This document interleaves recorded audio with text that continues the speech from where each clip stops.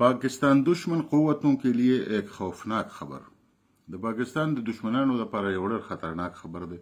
هغه دا دی چې د نړۍ عالمي مالیاتي ادارو او جریدو کوم چې اقتصادي چارو سره اړه لري هغوی دا راپور ورکړی دی چې پاکستان په بر صغیر کې غیر چاپیره د سرمایه‌کارۍ لپاره یو ډېر محفوظ ملک دی او کوم خلکو چې په دې وخت کې په پاکستان کې سرمایه‌کاري ونه کړه نو وروسته به بیا ستومانه وي ځکه چې د پاکستان کوم عالمي بانډونه جاري شوي دي نو د هغې په قیمتونو کې او په منافع کې 100% اضافه شوې ده. دغه شانه د IMF له لوري پاکستان ته 1 ارب او 20 کروڑ ډالر نن ورکړی شو او تقریبا چې 2 هفتې بس ورته 1 ارب ډالر نور هم ورکړی شي. چین لګیا دی د پاکستان هر قسمه جدیده ټکنالوژي کې ملګرتیا کوي. ترکیه ډرون ټکنالوژي کې موږ سره دونه ملګرتیا کوي چې دغه د پای ډرون ټکنالوژي به بیا بل چا سره نه وي کومه چې پاکستان سره وي. آذربایجان هم په خپل وس باندې خو برابر امداد کوي د پیسو په لحاظ هم کوي او د تربیت په لحاظ هم کوي ځکه چې هغوی د روس په مملکت کې پاتې شوي دي او ډېر ښه ټریننګونه هغوی سره شته. اوس د مطلب دا دی چې دا دونه بریالیتوبونه پاکستان ولې ترلاسه کړل په دې لږو ورځو کې اوسه پورې خو به د پاکستان نوم هم په نړۍ کې چا نه اخیسته. خو ما تاسو ته ویلي چې دا نړۍ د زور دنیا ده.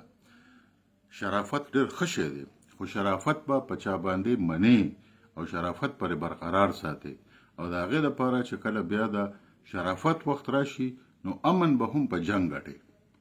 نو موږ امن په جنګ وګټو او هندوستان هم په ګوډو کو. هندوستان هم هغه غوپې ورکړي چې تر اوسه پورې هغه د هغې نه روځي او مودي تقریر کوي او څه انګل بنګل وي او ټولې دنیا ته پته ولګېده چې د پاکستان هوایي ځواک د پاکستان میزایل ټکنالوژي د پاکستان سایبر ټکنالوژي او د پاکستان نوره چې کومه ټکنالوژي ده هغه څونه پرمختللې ده او هغه داسې هوا ده چې د پاکستان نه 10 کرته زیات دی 10 کرته فوج ته لري 10 کرته زیات جهازونه ته لري 10 کرته زیات ټینکونه ته لري 10 کرته زیات توپې ته لري اټومي وسلې هم لري هندوستان پاکستان هم لري خو په روایتي وسلو کې هندوستان زموږ نه یو په 10 مخکې دی او په فوجانو کې چې زموږ 2 لکه فوجان دي د هغوی 14 لکه فوجان دي.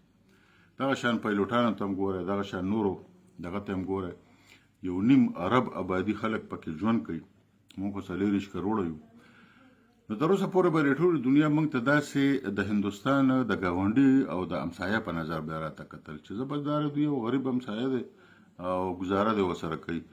د اپریشن بنیاد المرصوص نه پس چې کوم تندر په هندوستان باندې نازل شو او پاکستان ته کوم بریالیتوب په لاس باندې ورغی په 2015 میلادي کال کې د مۍ د میاشتې په 10مه نیټه نو یقینا چې د پاکستان هغه تللی قوت یو ځل بیا بحال کړ.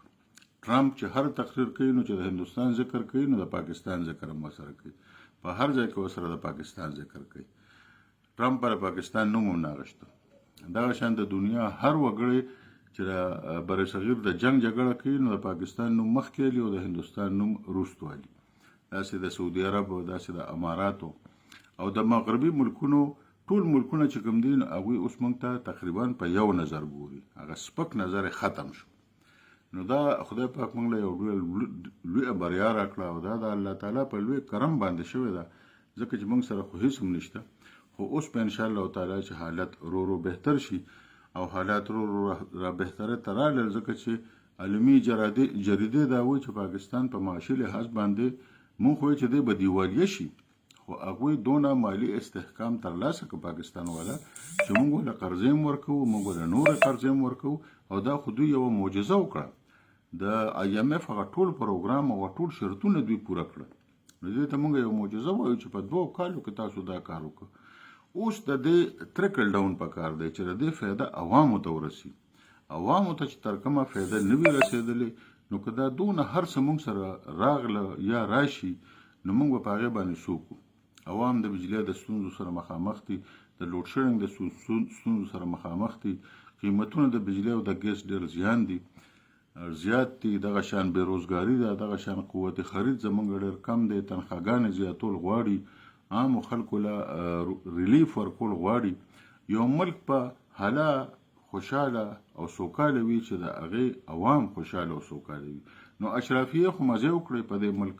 اوس د 98 غریبانانو او بیوسو باندې لږ رحم وکړي او دوی ته سوکالي ورکړي، ترقي ورکړي، روزګار ولا ورکړي او دوی د ترقۍ په دې مزل کې ځان سره یو ځای روان کړي.